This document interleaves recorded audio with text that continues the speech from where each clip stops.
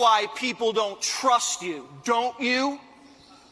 Boom! He is dead! Their husbands playing hide the hammer with a Black Lives Matter guy? Well, of course we can't confirm or deny. If you don't have free speech, you don't have a country. Thank God we have a president now who believes in free speech. Free speech, diversity of opinion, those are the bedrocks. Let's hop into a few clips of Erin and Burnett lighting up MAGA over their own hypocrisy and the way they switch positions on issues when it's convenient or benefits them. The one most pertinent to this right now is free speech. So strap in, leave us a like on the video, helps us out a ton, lets us know you enjoy these kinds of videos, and let's get right to the breakdown. If you are surprised at what has happened, maybe it is because you took the president, the vice president, and the chairman of the FCC at their word when Trump came into office. If you don't have free speech, you don't have a country. Thank God we have a president now who believes in free speech. Free speech, diversity of opinion, those are the bedrocks of democracy. That last person to speak, of course, was Brendan Carr, the very same man who made this threat this week after Kimmel's comments regarding Charlie Kirk.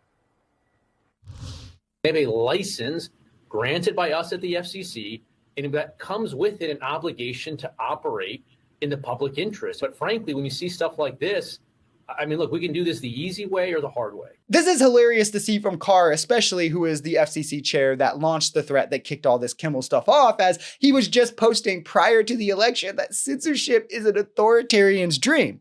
I agree. Now, he was, of course, saying it at the time because they were in the cry portion of Cry Bullies, where they were trying to play us victim to some pretend imaginary censorship that never really existed. Only the right censors. They're the ones who ban books.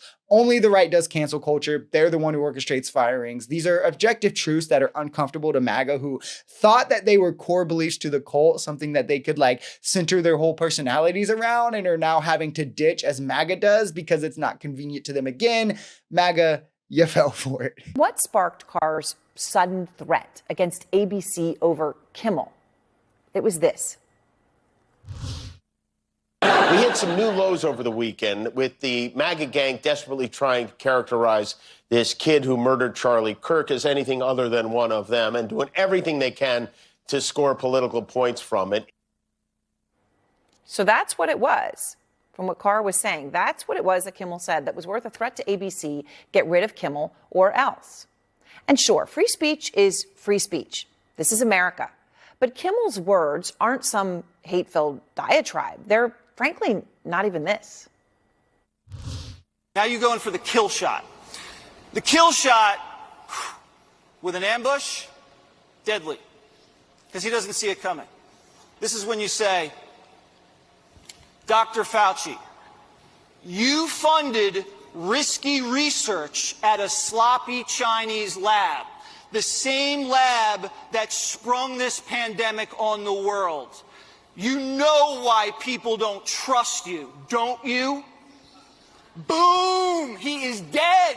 Oh, I mean, if we're just talking about falsehoods, I'll even use MAGA's favorite word, hoax, in describing all of these. Fox News spread the 2020 election fraud hoax, the COVID vaccine is fake hoax, the COVID was made in a lab hoax, the Trump's charges are weaponization of the DOJ hoax, the Biden is taking bribes hoax, the Biden has dementia hoax, the Biden has handlers hoax. I mean, the list goes on, right? Like the hoax, the Russia collusion was a hoax. Like it literally never ends. But Kimmel says, oh, the right is wrong for trying to use this shooting for political gain because the shooter is one of them, which isn't even that far off base, but that justifies him being fired. But none of the things the right has said. But like when you consider when this monologue was given, again, I mean, kind of like what's so bad about this? What's the egregious thing? The kid was raised in a religious conservative house around guns regularly, moved out for 6 months, got a trans roommate that he was romantically involved with at some level at least, and then killed Charlie Kirk for being a transphobic bigot.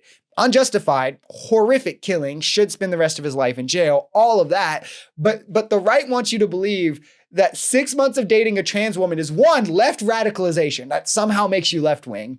But then also that 6 months of dating a trans person radicalizes you more than your entire life growing up in a conservative household around guns. Like, give me a break. I'm not taking you guys serious with this kind of level of delusion anymore. After the brutal attack on Nancy Pelosi's husband, Paul, in which he was attacked by a man with a hammer, Pelosi's skull was fractured, he was in the hospital. There was a lot of really ugly rhetoric and conspiracy theories coming from the right at the time.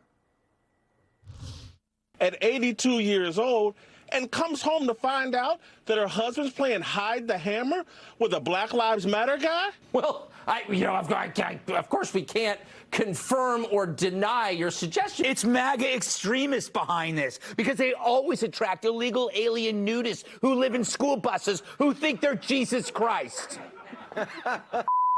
Hell.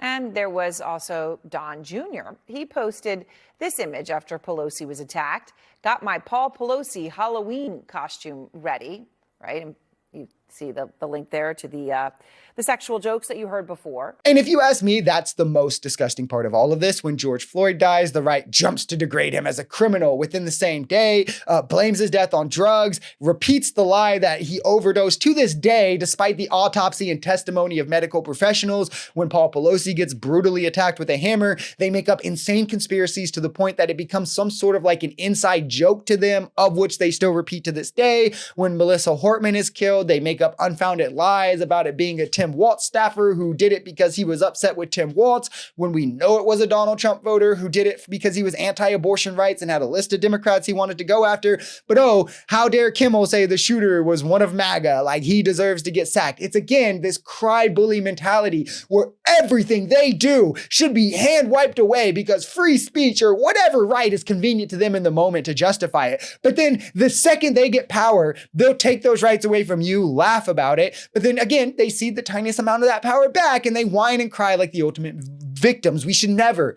ever again take these people serious. Not politically, right? Excommunicate them for politics and move forward with those who value things like truth, science, democracy, and forget these authoritarian clowns.